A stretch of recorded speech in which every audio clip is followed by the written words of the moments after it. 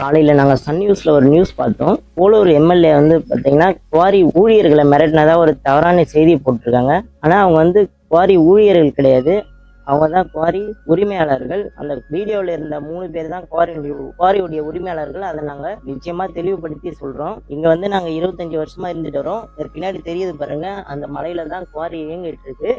அவங்க பெரிய பெரிய வெடியெல்லாம் வச்சு தகர்க்கிறதுனால இந்த மாதிரி கற்கள்லாம் வந்து வீட்டு மேலே விழுது டேமேஜ் ஆகுது, வண்டி மேலே விழுந்து டேமேஜ் ஆகுது. இந்த குழந்தைங்க மேலே ஒரு டைம் வந்து அடிபட்டிருக்கு.